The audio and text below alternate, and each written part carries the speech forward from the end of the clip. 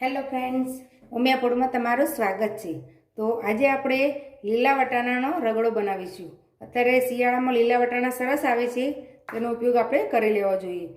એમને છોકરાઓ ખાતા નથી, પણ જો આ રીતે રગડો બનાવશો ને ચાટ જેવું તો સરસ ખાઈ લેશે। તો એ માટે આપણે પહેલાં વટાણાને બાફવાના છે। બટાકા અને વટાણા આપણે સાથે બાફી લઈશું। તો 1 કપ જેટલા મેં લીલા વટાણા લીધા છે અને 2 મોટા બટાકા લીધા છે। એને આ રીતે મોટા ટુકડામાં કટ કરી લીધા છે। તો મેં પાણીમાં રાખેલા એટલે આ રીતે આપણે પાણીમાંથી એડ કરી દઈશું। ફટાફટ બની જશે અને ઇન્સ્ટન્ટ તમારે તૈયારી અગાઉથી કરેલી હોય તો પણ સરસ બની જશે। હવે એમાં આપણે પાણી એડ કરીશું। તો પાણી વધારે થોડું હશે તો ટેન્શન નહીં, આપણે એ જ પાણીનો પાછળ ઉપયોગ કરીશું રગડામાં। વટાણા ડૂબે એનાથી થોડું વધારે આપણે પાણી રાખીશું। જુઓ, હવે એમાં આપણે હળદર એડ કરીશું। તો 5 ચમચી જેટલી હળદર, એટલે એનો કલર સરસ આવશે। અને મીઠું એડ કરીશું। અડધી ચમચી જેટલું છે, પણ પાછળ આપણે મીઠું સેટ કરી એને ઉમેરી લઈશું। હવે કુકરમાં ઢાંકણ ઢાંકીને આપણે 3 થી 4 સીટી વગાડવાની છે। એકદમ મેસ બટાકા આમ ભાગીને ભગે છે એ રીતના બટાકા કરવાના। તો હું 4 સીટી વગાડીશ, કોકના કુકરમાં 3 સીટીમાં પણ થઈ જતું હોય છે, એટલે આપણે ચેક કરી લેવાનું। આપણે 3 સીટી વગાડી લેવું। તો 3 વિસલ મેં કરી છે, 2 ફાસ્ટ મીડિયમ ગેસ પર ને 1 સ્લો ગેસ પર। તો આપણે બટાકા હવે ચેક કરી લેવાના। તો જો સરસ મેશ થઈ જાય છે ને, આ રીતના કરવાના। ને વટાણું પણ આપણે ચેક કરી લઈશું। તો જો હવે આ વધારાનું થોડું પાણી છે ને આપણે કાઢી લેવાનું। પહેલાં વેળી નથી દેવાનું, એનો આપણે પાછળ જે બનાવીશું રગડો એમાં ઉપયોગ કરીશું। આ રીતે વધારાનું પાણી કાઢી લઈશું। હવે વટાણા બટાકાને આપણે મેશ થોડા કરવાના છે।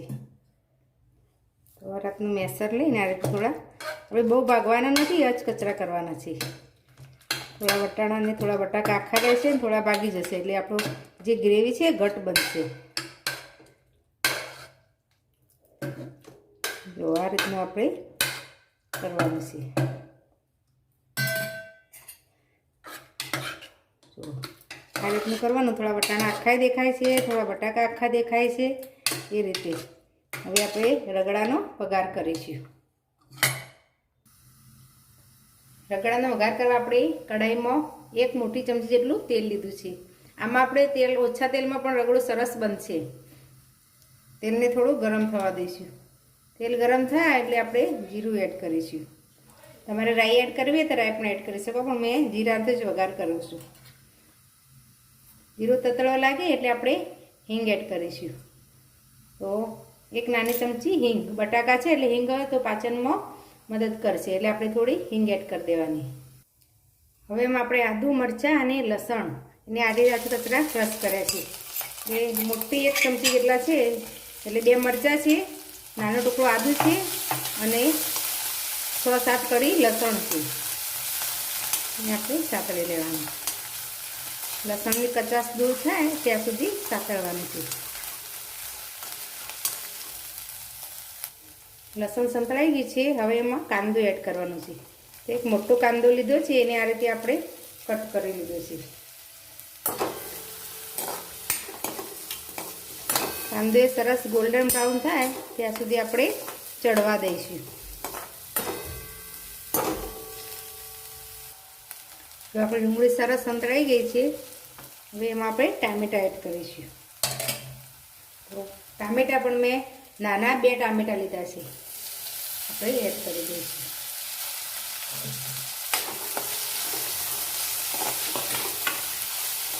સરસ મિક્સ કરી લઈશું। હવે થોડું મીઠું એડ કરીશું એટલે આપણે ટામેટાં સરસ ચડી જાય। મીઠું સાચવીને એડ કરવાનું, કારણ કે આપણે વટાણાની બાફતા એડ કરેલું છે। અડધી ચમચી જેટલું મીઠું એડ કરીશું। હવે ઢાંકણ ઢાંકીને ધીમા ગેસ પર આપણે ટામેટાં સોફ્ટ થાય ત્યાં સુધી ચડવા દઈશું। હવે 3 મિનિટ જેવું થઈ ગયું છે, આપણે ટામેટાં ચેક કરી લઈએ। તો જો સરસ સોફ્ટ થઈ ગયા છે। હવે સાથે મસાલો કરી દઈએ એટલે મસાલો પણ સરસ સંતળાઈ જાય। આપણે બેઝિક મસાલાથી જ આપણે આ પાવ રગડો બનાવવાના છીએ। તો તો દાણા જીરું આપણે 1 ચમચી, તીખાશ જોઈતી હોય એ પ્રમાણે આપણે થોડું લાલ મરચું એડ કરીશું. હળદર આપણે 5 ચમચી એડ કરીશું. કલર માટે આપણે કાશ્મીરી લાલ મરચું પાવડર એડ કરીશું. અડધી ચમચી ગરમ મસાલો એડ કરીશું. બધા મસાલા સરસ મિક્સ કરી દઈશું. મીઠું આપણે એડ કરીશું એટલે જો પાછળ જરૂર જણાય તો તમારે એડ કરવાનું. હવે 1 મિનિટ આ રીતે મસાલાને તેલમાં સાતળી લઈશું. તો મસાલામાંથી તેલ બહાર આવી ગઈ છે. હવે જે આપણે બટાકાને બાફેલું રાખેલું એ એડ કરી દઈશું, વટાણા બટાકાને. હવે જે એનું બાફતો પાણી વધેલું ને એ પાછું આપણે એડ કરી દઈશું. પહેલાં સરસ મિક્સ કરી લઈશું.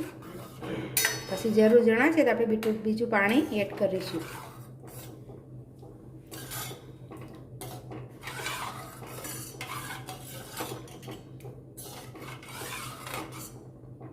ગરમ આપણે થવા દઈશું. હવે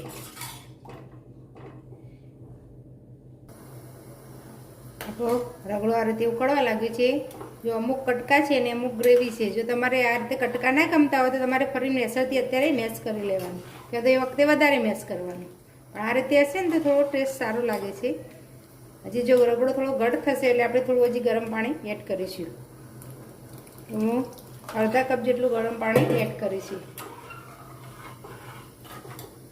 આ રીતનો પતલો રાખવાનો, હજી ઉકળશે એટલે થોડો ઘટ થશે. અને રગડો અમે થોડો આ રીતનો જ હોય છે. હવે રગડાને ઉકળવા દઈશું. રગડો સરસ ઉકળી ગયો છે. આ રીતનો આપણે રાખવાનું છે. હવે એમાં આપણે થોડો ગોળ એડ કરીશું. ઓપ્શનલ છે પણ થોડો એડ કરીશું ને તો થોડો ચટપટો ટેસ્ટ આવશે. એમાં દાણા એડ કરીશું. દાણા તમે જેટલા એડ કરશો એટલા ઓછા છે. સરસ મિક્સ કરી લઈશું. આપણે થોડી વાર હજી ઉકળવા દઈશું. તો ફરી પાછું આપણે 2 મિનિટ જેવું ઉકાળી લીધું છે. ટોટલ આપણે 5 મિનિટ રગડાને ઉકાળ્યો છે. હવે છેલ્લે એમાં આપણે અડધા લીંબુનો રસ એડ કરીશું. અને સાથે અડધી ચમચી શેકેલા જીરાનો પાવડર એડ કરીશું. એનાથી રગડાનો ટેસ્ટ સરસ આવે છે.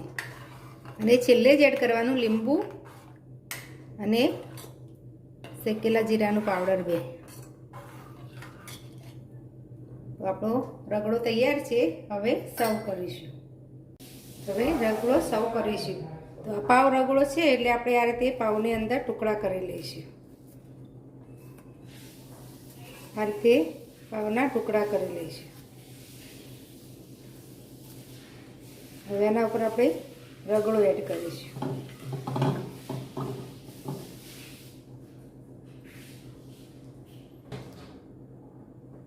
આ રીતે રગડો એડ કરી દેવાનો. પાવ ડૂબે એટલો આપણે રગડો એડ કરવાનો. હવે ઉપર થોડી સેવ એડ કરીશું. થોડા ટામેટા એડ કરીશું. કાંદા એડ કરીશું. થોડા દાણા એડ કરીશું. હવે એમાં ખજૂર આંબલીની ચટણી એડ કરીશું. તમારે ગ્રીન ચટણી એડ કરવી હોય તો એ પણ તમે એડ કરી શકો. 1 ચપટી ચાટ મસાલો એડ કરીશું. થોડો શેકેલા જીરાનો પાવડર એડ કરીશું. થોડા દાડમના દાણા એડ કરીશું. ઉપરથી આ રીતે થોડી પાછી સેવ એડ કરી દઈશું. તો તૈયાર છે આપણો લીલા વટાણાનો પાવ રગડો. તો જો તમને મારી રેસીપી ગમી હોય તો મારા વિડીયોને લાઇક, શેર, મારી ચેનલને સબસ્ક્રાઈબ જરૂર કરજો. ફરી મળીશું નવા વિડીયો સાથે. ધન્યવાદ.